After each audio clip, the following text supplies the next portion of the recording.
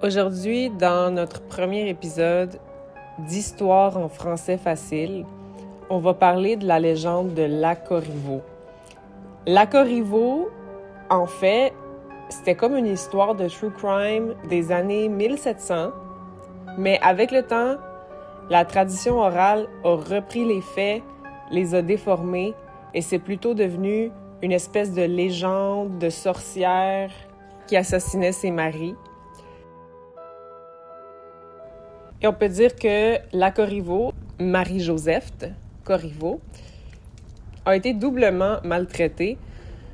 En premier lieu par le système de justice de l'époque dans laquelle elle vivait, et en deuxième lieu par les traditions orales qui ont transformé l'histoire jusqu'à faire d'elle la protagoniste machiavélique de cette histoire, comme peut-être pour venir justifier la façon dont elle a été traitée par la loi. Elle vient de la petite ville de Saint-Vallier. C'est en région, c'est dans la campagne. Aujourd'hui, en regardant sur Google Maps, ça prend environ 1 heure de voiture entre Saint-Vallier et la ville de Québec. Et Marie-Joseph, étant donné qu'elle est née en 1733, à cette époque-là, les femmes se mariaient très jeunes. Donc, elle s'est mariée à 16 ans avec son premier mari, avec qui elle a eu 3 enfants. Et après plusieurs années, ils sont restés ensemble au moins 10 ans. Son mari est décédé d'une maladie. Comme il était malade, il faisait de la fièvre, puis il est décédé. Marie-Joseph avait 3 enfants et elle ne pouvait pas subvenir à ses besoins par elle-même à cause de l'époque et les limitations que ça impliquait. Elle s'est remariée, elle s'est mariée encore une fois avec un autre monsieur l'année suivante pour faire vivre sa famille. Et son nouveau mari, lui, il s'appelle Louis-Étienne Dodier. Et c'est pas un secret que Dodier, il a pas l'air d'une personne très agréable. Il a une mauvaise relation avec le père de Marie-Joseph. Il y a eu beaucoup de témoins de leurs engueulades en public. Je sais pas si leurs altercations ont atteint la violence physique, mais de toute façon, en tout cas, il manquait pas de violence verbale entre les deux. Et ils étaient pas gênés de s'envoyer en public ou de s'envoyer promener en public, si vous préférez cette version censurée. Et le mari, Louis-Étienne Dodier, comme on a dit, il n'avait pas une bonne relation avec son beau-père, avec le père de sa femme, mais il n'y avait pas non plus une bonne relation avec sa femme, qui se disputait aussi beaucoup avec lui. Et elle a essayé de s'enfuir à plusieurs reprises, apparemment, donc se sauver. Elle a voulu partir de la maison où elle habitait avec ce monsieur-là, mais elle a été forcée par la loi de retourner chez elle avec son mari parce que, malheureusement, à l'époque, c'était pas une option de divorcer ou de juste décider qu'on s'en va si on n'est pas heureux dans un mariage. Donc, malheureusement, elle était poignée, donc elle était prise, obligée d'être dans ce mariage-là. Son mari, il a été retrouvé mort dans son écurie. Donc, l'écurie, c'est comme une petite ferme, une grange où il y a des chevaux. Donc, eux, ils habitaient en campagne. Lui, c'était un agriculteur, je crois, ou en tout cas, il avait des terres. Il était un gars de campagne, un monsieur de campagne, et il avait des chevaux. Alors, il a été retrouvé mort dans l'écurie après 2 ans de mariage environ avec Marie-Joseph, en 1773, pour être exact. Et on a déclaré que la cause de sa mort, c'était un coup de sabot. Un cheval l'aurait frappé avec son sabot avec force, comme sur la tête, et il serait mort. Mais le processus d'investigation initial a été fait un peu tout croche, un peu n'importe comment, à la va-vite. Donc, on détermine, OK, c'est beau, il est mort en recevant un coup de sabot d'un cheval derrière la tête, et voilà. Le frère du mari n'était pas satisfait du travail de la justice, donc il fait une plainte apparemment, il se plaint et il demande de faire réévaluer la cause de la mort. Et une fois qu'on déterre le corps, on sort le corps de la terre, on réexamine, on détermine que, en fait, non, la mort n'a pas été causée par des coups de sabot. Et en fait, il avait apparemment des blessures au visage aussi. Donc, on détermine que c'est suspect et on arrête tout de suite Marie-Joseph et son père et on les amène à la Ville de Québec pour leur jugement.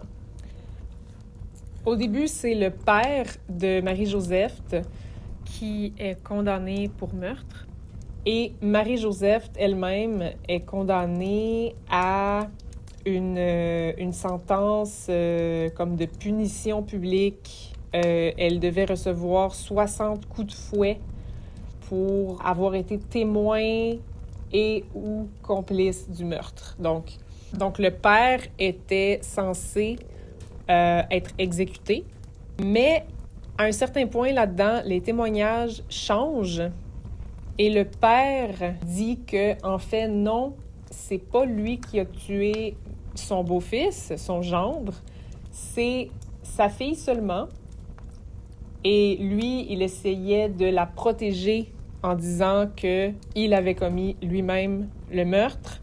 Mais au dernier moment, il s'est senti coupable de mentir parce que il allait être exécuté et il avait peur de ne pas aller au paradis s'il avait menti.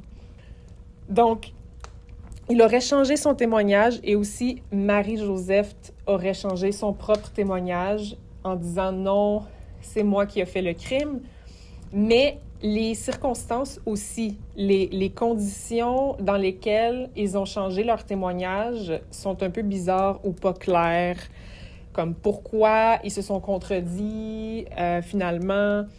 Est-ce qu'ils ont été comme un peu forcés d'avouer autre chose que ce qu'ils avaient dit au départ? Comme cette partie-là, elle n'est pas claire. Et encore une fois, le procès a été très expéditif, très fait tout croche, comme on disait au début avec la première autopsie qui avait été faite de manière bâclée avec le cadavre du mari. Finalement, ils décident, OK, ben non, Marie-Joseph, tu ne vas pas recevoir les 60 coups de fouet. À la place, on te condamne à mort. Et la sentence qui lui est donnée, c'est la pendaison en public et la suspension de son cadavre dans une cage sur une rue passante pour servir de menace implicite, d'exemple pour les habitants. Donc, le père, finalement, il a été libéré, si je ne me trompe pas. Il n'y a pas eu vraiment de conséquences pour lui. Et Marie-Joseph, on l'a pendu en public et ensuite exhibé dans une cage. Et c'était quelque chose de profondément traumatisant pour les personnes qui habitaient là et qui devaient voir son corps en décomposition. Donc, la punition qu'elle a reçue d'être suspendue dans une cage, c'était du jamais vu pour les habitants de la ville de Québec. C'était quelque chose de choquant, de frappant, mais c'était une pratique qui existait pour les Britanniques et qui était normalement réservée aux crimes les plus graves, les plus impardonnables. Donc, on peut se demander, mais pourquoi Marie-Joseph, une personne ordinaire, pauvre, qui est accusée d'un crime, pourquoi elle a eu droit à une sentence aussi spectaculaire, aussi sévère et aussi publique? Donc, ce qui est intéressant avec cette histoire-là, c'est que probablement que si elle avait été accusée d'un crime à un autre moment dans l'histoire, elle aurait pas reçu une peine aussi spectaculaire, aussi sensationnelle, mais elle a eu la malchance d'être à une époque où le territoire, qui est aujourd'hui le Québec, venait d'être pris par les Britanniques après la bataille des Plaines d'Abraham. Donc, les Britanniques venaient juste de prendre possession du territoire et c'était seulement l'armée qui imposait sa volonté, qui imposait la discipline. Et c'était un contexte assez violent où les Britanniques voulaient démontrer leur autorité par la peur et ils appliquaient justement des pratiques de justice sensationnelles pour intimider et dissuader les gens de commettre des crimes. Et pour les Britanniques, à cette époque-là, les pratiques de torture sur la place publique, particulièrement horribles, existaient. Ça faisait partie de choses qui arrivaient des fois.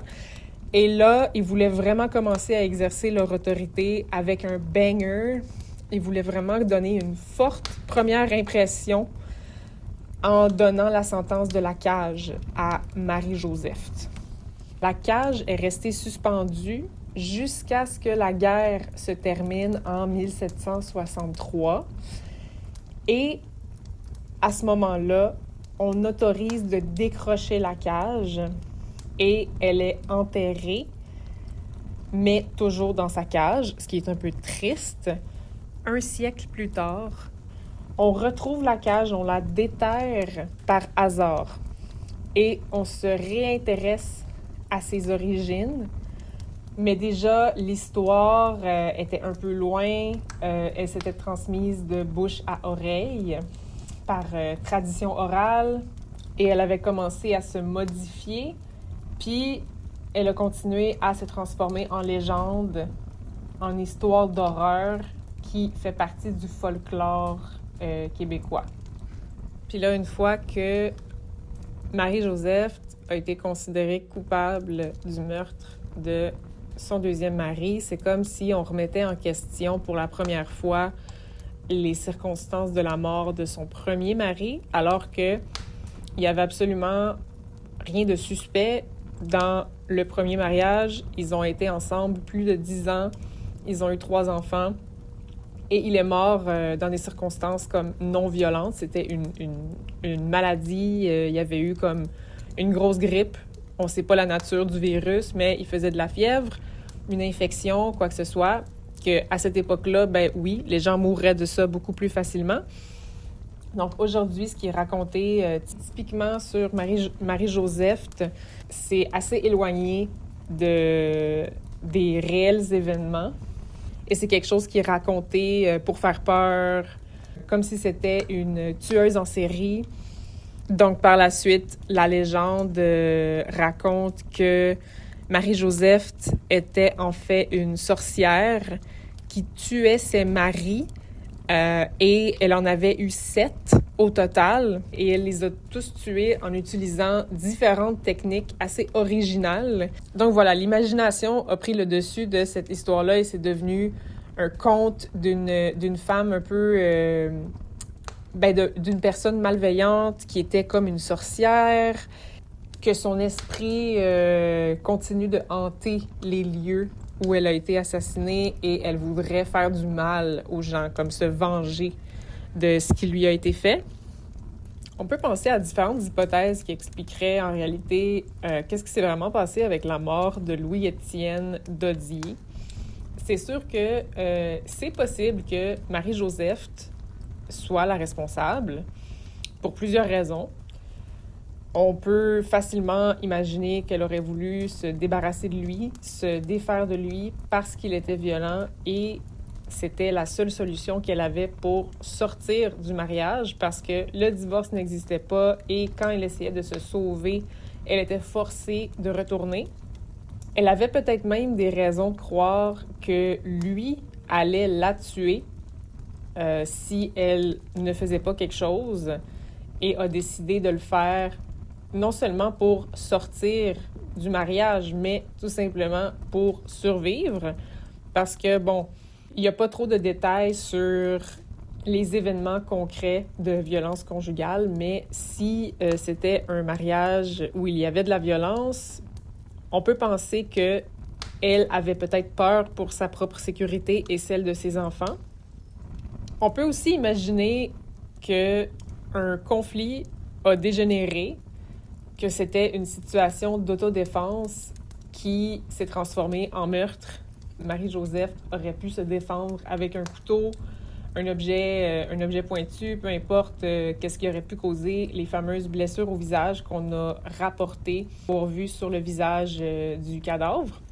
Ça se peut aussi, évidemment, que le père de Marie-Joseph ait bel et bien tué le gars, le mari, et qu'il a été manipulé pour changer son discours, ou qu'il ait préféré sincèrement sacrifier sa fille, comme il y a cette possibilité-là, que le père a juste voulu blâmer sa fille et éviter la peine de mort, ou c'est difficile de ne pas considérer la possibilité que d'autres personnes aussi avaient des problèmes avec Louis-Étienne.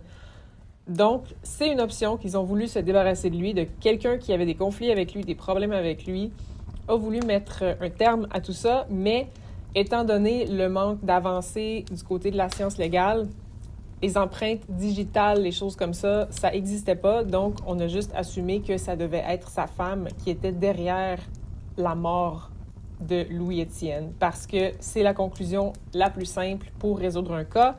Un détail quand même marquant, c'est qu'il n'y a pas de mention de mettre le père en cage dans sa sentence initiale. Donc au début, quand il avait été déclaré coupable de meurtre, on l'a condamné à mort, mais il n'y avait pas été question de l'exposer, d'exposer son corps en décomposition.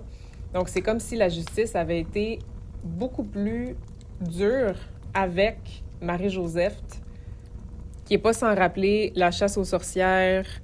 Et d'ailleurs, la cage, avant d'être au Musée de la civilisation de la ville de Québec, où elle est encore aujourd'hui en exposition, elle a été exposée pendant un certain temps dans la ville de Salem avec d'autres artefacts en lien avec tout ce qui touche les sorcières, les femmes exécutées.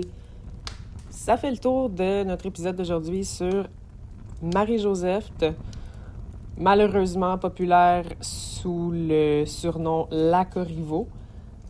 N'hésitez pas à me dire dans les commentaires si vous avez appris un nouveau mot ou une nouvelle expression aujourd'hui, ou si vous avez des détails intéressants à apporter sur cette histoire.